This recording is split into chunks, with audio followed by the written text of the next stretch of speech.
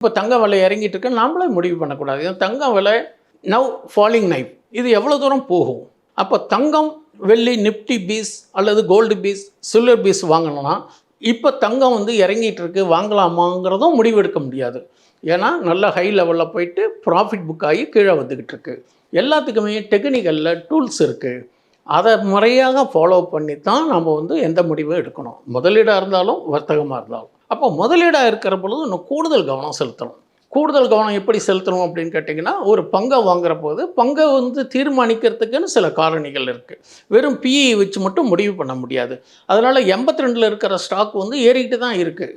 பாருங்க, உதாரணத்துக்கு பார்த்தீங்கன்னா இப்போ இந்த டிக்ஸான், டைட்டன் இதெல்லாம் பார்த்தீங்கன்னா நல்ல பிஇ இருக்குது. மாருதி பாருங்கள், திடீர்னு 12,000 இருந்தது. இந்த 3 மாதத்தில் இந்த ஜிஎஸ்டி அறிவிப்பு வந்த உடனே பார்த்தீங்கன்னாக்கா, அந்த 22ஆம் தேதிக்கு அப்புறம் நிறைய கார்கள் விற்போது, அப்போ பங்குகளுடைய விலையும் ஏறும்போது பிஇயும் ஏறும்.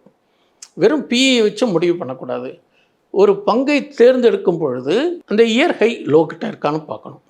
டெக்னிக்கல் இண்டிகேட்டர்ஸ் உங்களுக்கு என்னென்ன இண்டிகேட்டர்ஸ் இருந்தாலும் பார்க்கலாம். விடபிள்யூஎஃப்பி பார்க்கலாம், எம்ஏசிடி பார்க்கலாம், ஆர்எஸ்ஐ பார்க்கலாம், ஃபிபோனசி பார்க்கலாம். இதெல்லாம் அடிப்படையில் தேர்ந்தெடுத்துட்டு உங்களுக்கு சப்போர்ட்டில் இருக்கா, ரெசிஸ்டன்ஸில் இருக்கா, பிவட்டில் இருக்கா, இந்த பிவட்டில் இருக்கா, இது மேலே இருக்கா, கீழே இருக்கா, நீங்கள் தான் தேர்ந்தெடுத்து முடிவு செய்யணும்.